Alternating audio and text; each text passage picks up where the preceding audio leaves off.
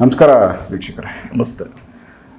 ನಾಗರಾಜ್ ಭಟ್ರೆ, ಈಗ ಪಕ್ಷಿಗಳ ಬಗ್ಗೆ ಒಂದು ವಿಡಿಯೋ ನಿಮ್ಮ ಹತ್ರ, ಯಾಕಂದರೆ ಪಕ್ಷಿಗಳಿಗೆ ಸಂಬಂಧಪಟ್ಟಂತೆ ಕೆಲವೊಂದು ನಮ್ಮಲ್ಲಿ ಹಿರಿಯರು ಆಲಕ್ಕಿ ನುಡಿದರೆ ಶುಭ, ಕೆಲವೊಂದು ಪಕ್ಷಿಗಳು ನೋಡಿದಾಗ ಶುಭ ಅಪಶುಭ ಇವೆಲ್ಲ ನಾವು ಕೌಂಟ್ ಮಾಡ್ತೀವಿ. ಈಗ ಯಾವುದೋ ಒಂದು ಕಾಗೆ ಬಂದು ಮನೆ ಹತ್ರ ಕೂಗ್ತಾ ಇದೆ, ಯಾರೋ ನೆಂಟರು ಬರ್ತಾ ಇದ್ದಾರೆ ಮನೆಗೆ ಅನ್ನೋ ಒಂದು ಸೂಚನೆ ತಗೋತೀವಿ. ರಾತ್ರಿ ಹೊತ್ತಲ್ಲಿ ಎಲ್ಲೋ ಗೂಬೆ ಕೂಗ್ತಾ ಇದ್ರೆ ಅದು ಅಪಶಕುನ ಅಂತ ಕರೀತಾರೆ.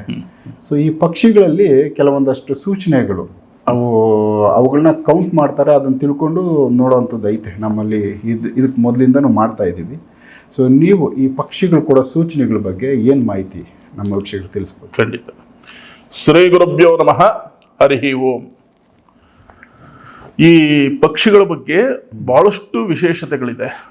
ನಾವು ಇವಾಗ ತ್ರೇತಾಯುಗದ ಬಗ್ಗೆ ನಾವು ನೋಡೋಂಗಿದ್ರೆ, ದ್ವಾಪರ ಯುಗದಲ್ಲಿ ನೋಡಬೇಕಾದ್ರೆ ಎಲ್ಲ ದೇವಾನು ದೇವತೆಗಳು, ರಾಕ್ಷಸರು, ಅವರೆಲ್ಲರೂ ಈ ಒಂದು ಅಪಶಕುನ ಮತ್ತೆ ಇದೆಲ್ಲ ಪ್ರತಿಯೊಂದನ್ನ ಗಮನಿಸ್ತಾ ಇದ್ರು.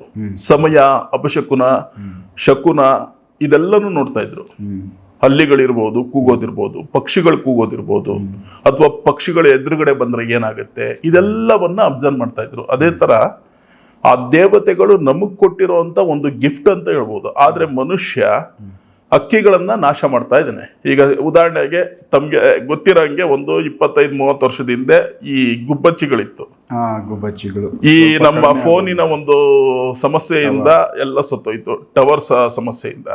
ಆ ಗುಬ್ಬಚ್ಚಿಗಳು ಏನ್ ಮಾಡ್ತಾ ಇತ್ತು ಅಂದ್ರೆ, ಜಾಸ್ತಿಯಾಗಿ ಕೂಗ್ತಾ ಇದೆ ಒಂದು ಮನೆ ಒಳಗಡೆ ಅಂತ ಹೇಳಿದ್ರೆ ಆ ಮನೆಯಲ್ಲಿ ನೆಗೆಟಿವ್ ಇದೆ ಅಂತ.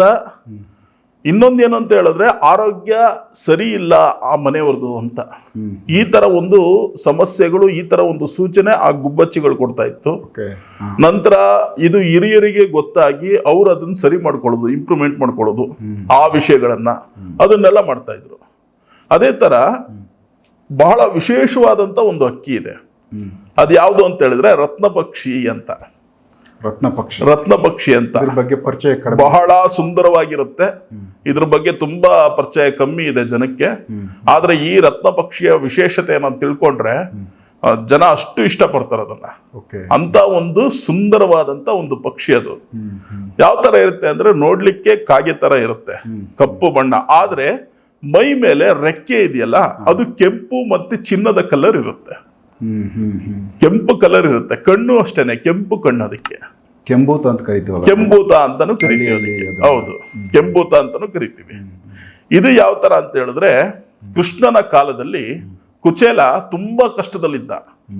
ಕೃಷ್ಣನ ನೋಡ್ಲೇಬೇಕು ಅಂತ ಒಂದು ಹಠ ಹಿಡ್ಕೊಂಡು ಕೃಷ್ಣನ ನೋಡ್ಬೇಕು ಅಂತ ಹೋಗ್ಬೇಕಾದ್ರೆ ದಾರಿ ಮಧ್ಯದಲ್ಲಿ, ಕಾಡಿನ ಮಧ್ಯದಲ್ಲಿ ಒಂದು ಕೊಳಲಿನ ಶಬ್ದ ಕೇಳಿಸುತ್ತೆ.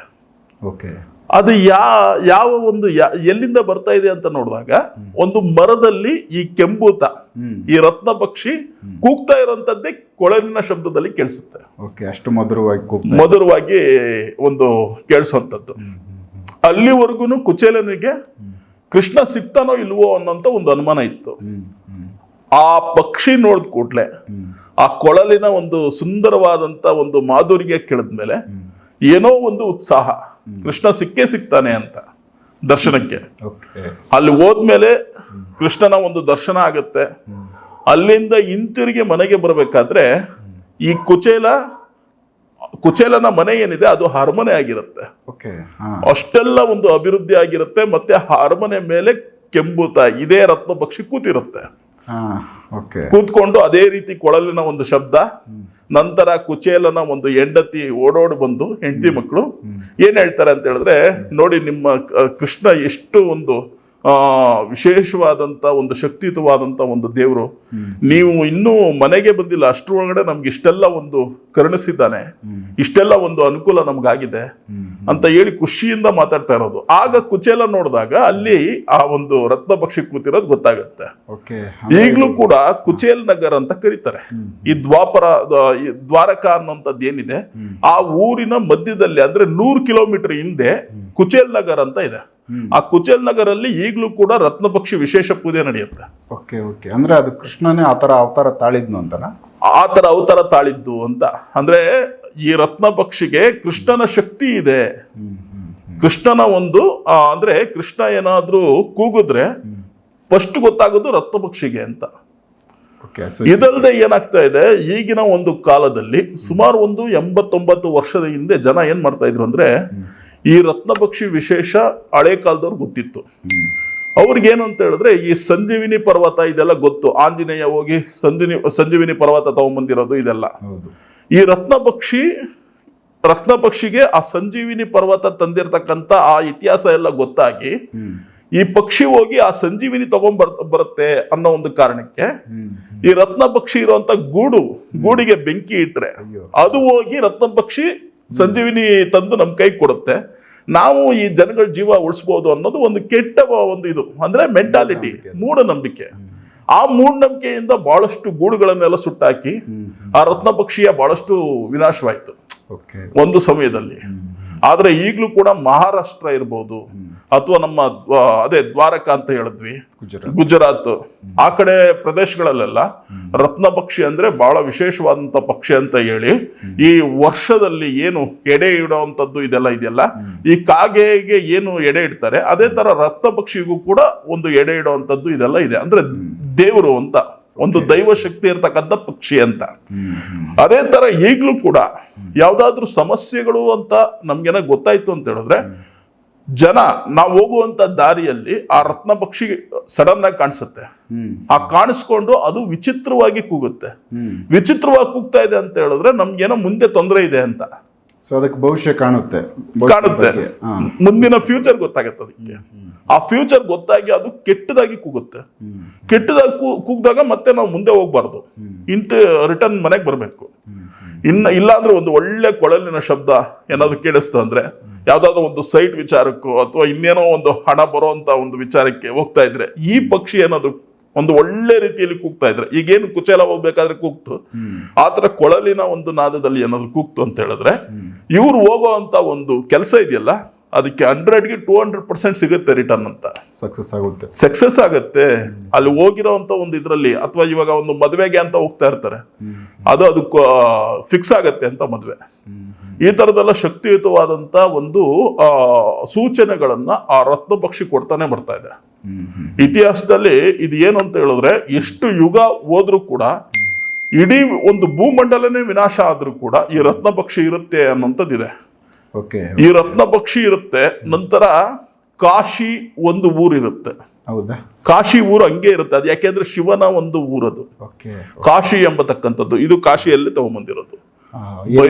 ಇದು ರಕ್ಷಣೆ, ಭೈರವನ ರಕ್ಷಣೆ. ಇದು ನಮಗೆ ಆ ಭೈರವನ ಒಂದು ಇದ್ರಲ್ಲಿ ನಮ್ಗೆ ಅದು ಹಾಕಿರುವಂತದ್ದು ಬಹಳ ವಿಶೇಷವಾದಂತ ಶಕ್ತಿಯುತವಾದಂತ ಮಂತ್ರದಲ್ಲಿ ಮಾಡಿರೋದು.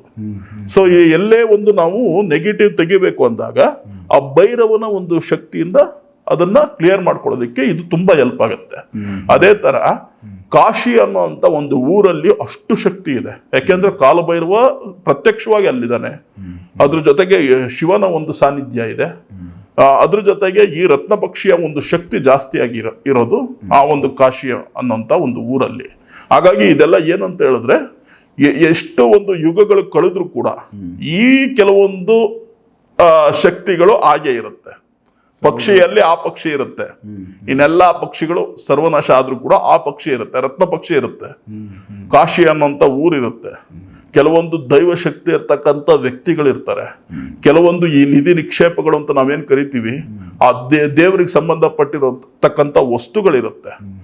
ಈ ಒಂದು ಎಲ್ಲಾ ಸೂಚನೆಗಳು ಕೆಲವೊಂದು ನಾವು ಹೋಗುವಂತ ದಾರಿಯಲ್ಲಿ ಅಥವಾ ಯಾವ್ದಾದ್ರು ನಿಧಿ ವಿಚಾರದಲ್ಲಿ ರತ್ನ ಪಕ್ಷಿ ಸೂಚನೆ ಕೊಡುತ್ತೆ. ಈಗೇನಾದ್ರೂ ಇವಾಗ ಯಾವ್ದಾದ್ರು ಒಂದು ಕೆಲ್ಸಕ್ಕೆ ಅಂತ ನಾವು ಹೋಗ್ತೀವಿ, ನಾವು ಅವಾಗೆಲ್ಲ ಸ್ವಲ್ಪ ಜಾಸ್ತಿಯಾಗಿ ಈ ನಿಧಿ ಶೋಧನೆಗೆ ಇದಕ್ಕೆ ಅಂತ ಹೋಗ್ತಾ ಇದ್ವಿ. ಅವಾಗ ಹೋಗ್ತಾ ಇದೀವಿ, ಇದನ್ನೇ ನೋಡ್ಕೊಂಡು ಇವಾಗ ಕರೀತಾರೆ ಜನ. ಆದ್ರೆ ಅಲ್ಲೆಲ್ಲ ಸಕ್ಸಸ್ ಆಗಿರುವಂತದ್ದು ಇದೆ. ಬಹಳಷ್ಟು ಕಡೆ ಸಕ್ಸಸ್ ಆಗಿರುವಂತ ಒಂದು ಆ ಜನ ಎಲ್ಲ ಈಗ್ಲೂ ನಮ್ ಜೊತೆ ಇದ್ದಾರೆ. ಸೊ ಅಲ್ಲಿ ಹೆಂಗೆ ಅಂತ ಹೇಳಿದ್ರೆ, ಈ ಕೆಲವೊಂದು ಸೂಚನೆಗಳು ಆ ರತ್ನ ಪಕ್ಷಿಯ ಒಂದು ವಿಶೇಷವಾದಂತ ಕೃಷ್ಣನ ಮಂತ್ರ ಇದೆ. ಆ ಕೃಷ್ಣನ ಮಂತ್ರದಿಂದ ಈ ರತ್ನ ಪಕ್ಷಿಯನ್ನ ವಶೀಕರಣ ಮಾಡಿಕೊಂಡು ಅದನ್ನ ಇಟ್ಕೊಂಡ್ರೆ ಆ ಸಮಯದಲ್ಲಿ ಅಲ್ಲಿ ಇದೆಯಾ ಇಲ್ವಾ ಅನ್ನೋದು ಈ ಪಕ್ಷಿ ತೋರಿಸುತ್ತೆ, ಹೇಳುತ್ತೆ. ಆದ್ರೆ ಅದೇ ಆದಂತ ಒಂದು ಧ್ವನಿಯಲ್ಲಿ. ಸೊ ಇವಾಗ ಇದನ್ನೇ ಇಟ್ಕೊಂಡು ಯಾವ್ದಾದ್ರು ಒಂದು ಕಳ್ತನ ಆಗಿರುತ್ತೆ ಪಾಪ, ಯಾವ್ದೋ ಒಂದು ವಸ್ತು, ಕೆಲವೊಂದು ವಸ್ತುಗಳನ್ನ ಹುಡ್ಕೊಟ್ಟಿರುವಂತದ್ದು ಇದರಿಂದಾನೆ, ಈ ಸಹಾಯದಿಂದಾನೆ. ಎಲ್ಲದಕ್ಕೂ ಇದನ್ನ ನಾವು ಬಳಸ್ಕೊಳಕ್ಕಾಗಲ್ಲ. ಆದ್ರೆ ತುಂಬಾ ಎಮರ್ಜೆನ್ಸಿ ಇದ್ದಾಗ, ತುಂಬಾ ಅಂದ್ರೆ ಆ ನಿಧಿ ಬೇಕೇ ಬೇಕು, ಅದು ತೆಗಿಲೇಬೇಕು ಅಂದಾಗ, ಆ ತರ ಒಂದು ಸಮಯದಲ್ಲೆಲ್ಲ ಈ ತರ ಒಂದು ಕೃಷ್ಣನ, ಮಹಾವಿಷ್ಣುವಿನ ವಿಶೇಷವಾದಂತ ಒಂದು ಶಕ್ತಿಯಿಂದ ಅದನ್ನ ತೆಗ್ದಿರುವಂತದ್ದು ಮುಂಚಿನ ಒಂದು ಇದ್ರಲ್ಲೆಲ್ಲ ನಮ್ಮ ಹಿಸ್ಟ್ರಿಯಲ್ಲಿ ಅದಿದೆ. ಸೊ ಅದೇ ತರ ರತ್ನ ಪಕ್ಷಿ ಒಂದು ಬಹಳ ವಿಶೇಷವಾದಂತ ಪಕ್ಷಿ. ಆ ಪಕ್ಷಿಯನ್ನ ಯಾರೇ ಒಂದು ಪೂಜೆ ಮಾಡಿದ್ರು ಕೂಡ, ಇದು ಯಾವಾಗ ಮಾಡ್ಬೇಕು ಅಂದ್ರೆ ಹುಣ್ಣಿಮೆ ದಿನ ಮಾಡ್ಬೇಕು. ಯಾವ ತರ ಅದು ಎಲ್ಲಿ ಸಿಗುತ್ತೆ, ಪೂಜೆ ಹೆಂಗ್ ಮಾಡ್ತಾರೆ? ರತ್ನ ಪಕ್ಷಿ ಒಂದು ಏನಿಲ್ಲ, ಆ ರತ್ನ ಪಕ್ಷಿಯ ಒಂದು ಇದರಲ್ಲಿ ಗೂಗಲ್ ಅಲ್ಲಿ ಎಲ್ಲೇ ಹುಡುಕಿದ್ರು ಅದ್ರದ್ದು ಒಂದು ಚಿತ್ರ ಕಾಣಿಸುತ್ತೆ, ಫೋಟೋ ಕಾಣಿಸುತ್ತೆ.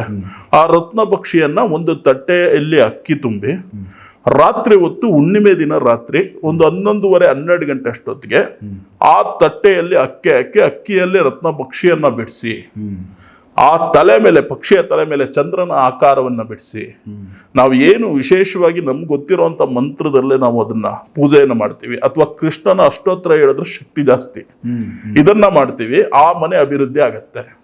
ಆ ಮನೆಯಲ್ಲಿ ಅರ್ಧ ಆಯುಷ್ಯದಲ್ಲಿ ಹೋಗುವಂತವ್ರು ಇರ್ತಾರೆ, ಅವರು ಪೂರ್ಣ ಆಯುಷ್ಯಗಳಾಗ್ತಾರೆ. ಇದು ಶಕ್ತಿ. ಅಂದ್ರೆ ಈ ಹುಣ್ಣಿಮೆ ಕೃಷ್ಣನಿಗೆ ಸಂಬಂಧಪಟ್ಟಿರೋದು, ಜೊತೆಗೆ ಈ ರತ್ನ ಪಕ್ಷಿ, ಈ 3 ಕನೆಕ್ಟ್ ಇರೋದ್ರಿಂದ ಸೊ ಇಂಥ ಒಂದು ಕೆಲವೊಂದು ವಿಸ್ಮಯಗಳು ನಡೆದೋಗುತ್ತೆ. ಈ ಜನ ಸಣ್ಣ ಪುಟ್ಟ ಅನ್ನೋದು ಬಿಡೋದು ಬೇಡ ವಿಚಾರ. ಈ ವಿಚಾರಗಳಲ್ಲಿ ಆಗುವಂತ ಬದಲಾವಣೆ ದೊಡ್ಡ ದೊಡ್ಡ ವಿಚಾರದಲ್ಲಿ ಆಗಲ್ಲ. ದೊಡ್ಡ ದೊಡ್ಡ ಪೂಜೆ, ಪುರಸ್ಕಾರ, ಹೋಮ ಅದೆಲ್ಲ ಬೇಡ. ಈ ಸಣ್ಣ ಪುಟ್ಟ ಇದ್ರಲ್ಲೇನೆ ಬಹಳಷ್ಟು ಚಮತ್ಕಾರ ನಡೆಯುತ್ತೆ. ಸೊ ಅಂಥದ್ದನ್ನೆಲ್ಲ ಮನೆಯಲ್ಲಿ ಅವರೇ ಮಾಡ್ಕೋಬಹುದು. ಹುಣ್ಣಿಮೆ ದಿನ ಮರೀದೆ ಮಾಡಿದ್ರೆ, 3 ಹುಣ್ಣಿಮೆ ಮಾಡಿದ್ರೆ ಅವರ ಒಂದು ಕೆಲವೊಂದು ಬದಲಾವಣೆಗಳಾಗುತ್ತೆ, ಜೀವನ ಬದಲಾವಣೆ ಆಗುತ್ತೆ. ಇದನ್ನ ಬಹಳಷ್ಟು ಜನ ನಮಗೆ ತಿಳಿಸಿದ್ದಾರೆ. ಈ ಒಂದು 5-6 ವರ್ಷದ ಹಿಂದೆ ಈ ಒಂದು ವಿಚಾರಗಳನ್ನ ನಾವು ಹೇಳಿದಾಗ ಜನಗಳು ರಿಟರ್ನ್ ನಮ್ಗೆ ಹೇಳಿರುವಂತದ್ದಿದೆ, ಕರೆಕ್ಟ್ ಆಗಿದೆ ಅಂತ. ಸೊ ಹಾಗಾಗಿ ಯಾರೇ ಮಾಡಿದ್ರು ಅನುಕೂಲ ಆಗುತ್ತೆ. ಸೂಪರ್. ಸೊ ವೀಕ್ಷಕರೇ, ಇದೊಂದು ವಿಶೇಷವಾದ ಪಕ್ಷಿ, ಕೆಂಬೂತ ಅಂತ ನಾವು ರೆಗ್ಯುಲರ್ ಆಗಿ ಹಳ್ಳಿಗಳ ಕಡೆ ನೋಡ್ತೀವಿ, ಕಾಣಿಸುತ್ತೆ. ಬಟ್ ಇವುಗಳಲ್ಲಿ ಇಷ್ಟೊಂದು ಶಕ್ತಿ ಇದೆಯಂತ ನಮ್ಗೆ ಗೊತ್ತಿರಲಿಲ್ಲ. ನಾಗರಾಜು ಭಟ್ರು ಅದ್ರ ಬಗ್ಗೆ ಒಂದು ಸ್ಟಡಿನೇ ಮಾಡಿ ಅದ್ರ ಬಗ್ಗೆ ವಿಚಾರ ತಿಳಿಸವ್ರೆ. ಸೊ ಈ ಒಂದು ಪಕ್ಷಿನೂ ಹುಣ್ಣಿಮೆ ದಿವಸ ಪೂಜೆ ಮಾಡೋದ್ರಿಂದ ಅದು 3 ಹುಣ್ಣಿಮೆ ಆ ಮನೆ ಅಭಿವೃದ್ಧಿ ಆಗುತ್ತೆ ಅನ್ನೋ ಒಂದು ಟಿಪ್ಸ್ ಕೊಟ್ಟವ್ರೆ. ಸೊ ಇದನ್ನು ಆರಾಮ್ಸೆ ಮಾಡ್ಕೋಬೋದು ನಿಮಗೆ ನೀವೇ. ಇದು ಬಿಟ್ಟು ಬೇರೆ ಸಮಸ್ಯೆಗಳಿಗೆ ಪರಿಹಾರಗಳು, ಇನ್ನೇನಾದರೂ ಹೊಸ ಒಂದಷ್ಟು ತೊಂದರೆಗಳಲ್ಲಿದ್ದವ್ರಿಗೆ ದಾರಿಗಳು, ಬೇರೆ ಪರಿಹಾರ ಮಾರ್ಗಗಳು ಹುಡುಕ್ಬೇಕಂದ್ರೆ ಸೊ ಅವುಗಳಿಗೆ ಸಂಬಂಧಪಟ್ಟಂತೆ ನಾಗರಾಜ್ ಭಟ್ರು ತಿಳಿಸ್ತಾ ಹೋಗ್ತಾರೆ. ಸೊ ಎಪಿಸೋಡ್ ನೋಡ್ತಾ ಹೋಗಿ. ನೆಕ್ಸ್ಟು ಕೂಡ ಇದೇ ಥರ ಬೇರೆ ಬೇರೆ ವಿಚಾರಗಳು ಅವ್ರ ಜೊತೆ ಮಾತಾಡ್ತಾ ಹೋಗ್ತೀನಿ. ನಮಸ್ಕಾರ.